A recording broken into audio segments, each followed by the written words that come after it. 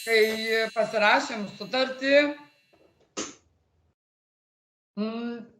tikrai netikėjau tokio klientų anšlago ir kadangi nedalyvauju šitam procese, turiu palikti namus, tai žiūriu, kad jau savaitgalį turiu ieškoti naujų namų.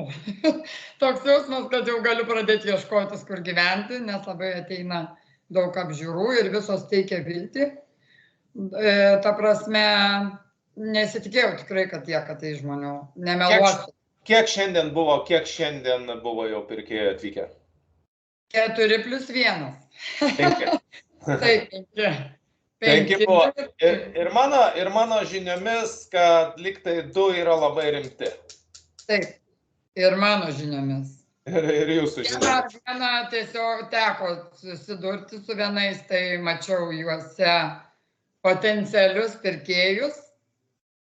Suteikia vilčių tikrai, kad tikrai mes parduosim tą namą greičiau, negu aš įsivaizdavau. Ir man jau keli žmonės skambino iš pažįstamų ratų ir sako, meilė, ką tu ten darai? Tavo namas visur, kur eini, kur atidarai, visur tik tavo namas. Tai tikrai dėkinga, tikrai žodžio. Ta prasme, kad jūs dirbat, tai labai stipriai matau, nes visur matosi jūsų darbo indėlis. Tikrai nuotraukos profesionalios. Darius, brokeris atvažiuoja, tarkim, mane, jisai nerealiai viską papasakoja. Neturiu priekaištų kol kas, jums tikrai, sakau žodį kol kas, nes kad karūnos neužsidėtumėt. Bet šiaip tikrai, be priekaištų kol kas tikrai. Kokius stebuklus, iš tikrųjų stebuklus. Aš, pavyzdžiui, pati niekada neraščiau tiek klientų. Ta prasme, pirmoji netgi laiko atžvilgių. Aš jo neturiu ir neturiu kada užsiimti. Bet, pavyzdžiui, mane stebina jūsų visas tas greitumas. Labai greitai, labai greitai. Galvoju, gerai, pasirašom tą sutartį, kalbat gražiai.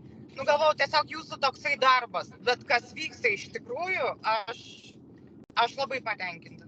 Reklamos labai daug, kur kiti iš tikrųjų net negirdėjo apie šitą namą, yra tikrai labai daug reklamos, atidarai visur Facebook'e, viskas organizuota, aš nežinau, ką pabrėžti, nes viskas, net man viskas per greitai. Apie metus. Ir ar buvo klientų, kad važiuotų apsižiūrėti per tuos metus? Susisiekė gal 5 ir atvyko praktiškai 2. Tik tai per metus laiko, ar ne? Per metus. Čia per dieną atvažiavo, per kitko į namą atvažiavo 4. O mūsų turimom žiniomis iš išorės važiavo pasižiūrėti 10. Labiausiai šitoj situacijai patinka, kad aš galiu dalyvauti. Pati nebūdama Lietuvoj, aš galiu dalyvauti visame kame. Čia man yra svarbiausias turbūt dalykas, kad aš informuota viskuo. Man toks jausmas kartais, kad ir susisiekimai su kamerom, aš pati pabūnu ir tam name. Man va čia yra svarbiausia turbūt. Mumis labai dažnai nuvertina klientais daugmaž, tai ką jūs čia tokio padarėt, 15 minučių skelbimą įdėjot. Aš nemeluosiu, aš tą patį galvojau. Iš tikrųjų tą patį galvojau.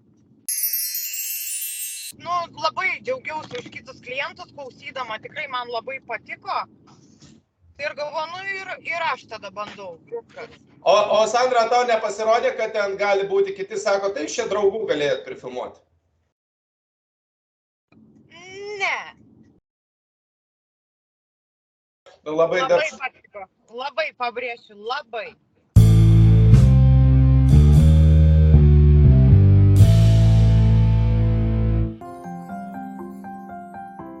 Sodyba yra netoli Kauno, 15 minučių nuo Garliavos. Bandžiau pradėti tą pardavimą su brokeriu. Per metus laiko atvežė vienus klientus ir tai, nors man labai išgyrė, kad jisai geras tas brokeris, bet ir mačiau iš karto, kad tikrai jie nebus pirkėjai, jauna porelė, kuriai visiškai ta mano sodyba nebuvo įdomi. Bandžiau pati pardavinėti, aišku, turiu užsiėmimų kitų, čia reikia dirbti šitoj vietoj, aš gal ir neišmanau šitos veiklos, šitos ryties. Tai irgi kažkaip tai vienas kitas paskambina, bet tokio didelio susidomėjimo kaip ir nesulaukiau. Kaip tik išvažinėjau atostogų, prisijungus pasižiūrėjau, kaip žmogus dirba. Ir nežiūrint tai, kad tikrai pinigai to pardavimo gal ir nebūtų labai maži, nusprendžiau surizikuoti.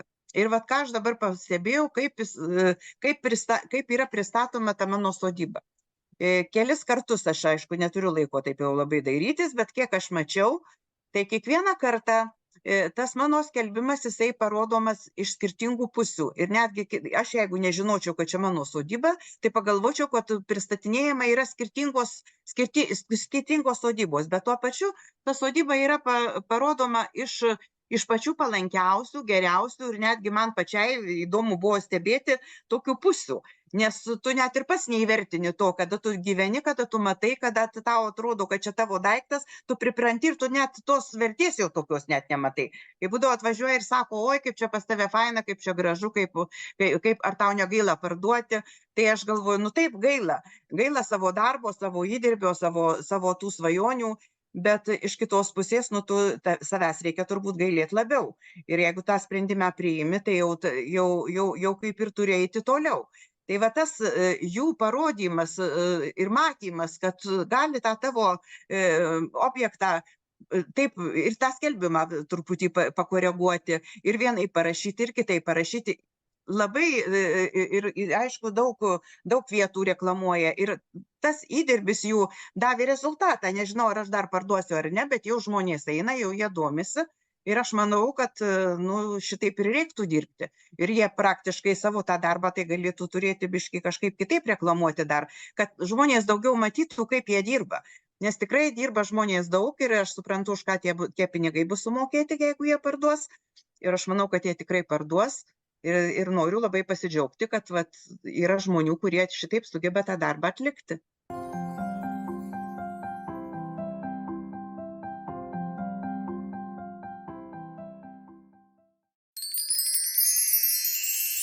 Oksana, kokia buvo situacija, kai patys buvo atidėję į skelbimo portalus skelbimą? Jokių rezultatų nedavė. Kai patys įsidėjom skelbimą, buvo tik skambučiai gal, bet nei vienas žmogus neatvažiavo. Ir jūs turėjote tas pačius skelbimus, aruodė, skelbė, buvo, žodžiu, reklamuojama, ne? Mes tik skelbiu įsidėjom. Skelbiu buvo įsidėję, ne? Ir tada pasirašėm sutartį mes. Kokia dabar situacija, kiek pirkėjų atvažiavo man atrodo, per porą savaičių čia? Per porą savaičių apie 10 pirkėjų buvo, visi susidomėjo, nes pas mus yra labai daug erdvės. Nėra tų kambariukų tokių sugrūstų, kad įeini vien duris ir maži kambarėliai. Pas mus yra tas pliusas, kad pas mus daug erdvės yra.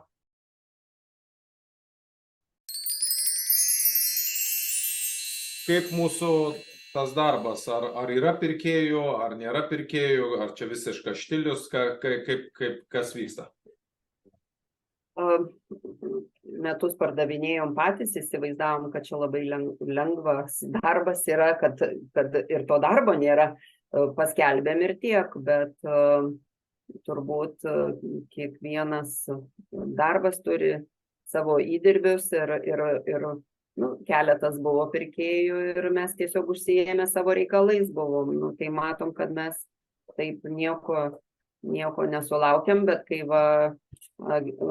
agentūra namų brokeriai pasiėmė, tai netgi sakyčiau, net ne dvigubai, o daugiau negu dvigubai atsirado tokių potencialių pirkėjų ir tie, kas gyvena užsienyje ir nori grįžti, tauragiškiai, gal kraštiečiai buvę, tai tikrai domisi, siunčia savo giminaičius, savo pažįstamus, kad apžiūrėtų ir tikrai, tikimės, kad dar jis neparduotas, bet tikimės, kad tikrai, kad jau šitoks yra pirkėjų lankomumas, tai gal ir suras. Sveikinam, namas parduotas. Ačiū. Na kągi, turbūt gerai. Viskas įvyko. Šiaip užsiprogramavom mintyse, kad parduosim per rugsėjį, pardavėm per rugsėjį, tai kaip ir gerai. Mes pardavinėjom beveik 2 metus, nieko neišėjo, bet va, kažkaip čia dabar labai greitai viskas išėjo. Tai manau, kad profesionalai, kai dirba, tai ir viskas gerai vyksta. Ačiū. Algirdai, koks jums įspūdis, va, tas visas procesas nuo skelbimo iki šio momento? Mano geras, nes kaip kalbėjome, kad turėjau parduoti butą draugui ir jisai to nepadarė, jums pasakiau, jūs tai padarėt, per 9 valandas pardaviau butą ir per, galim sakyti, per 2 dienas įsigijau namą, tai aš esu labai laimingas ir tik tais taip.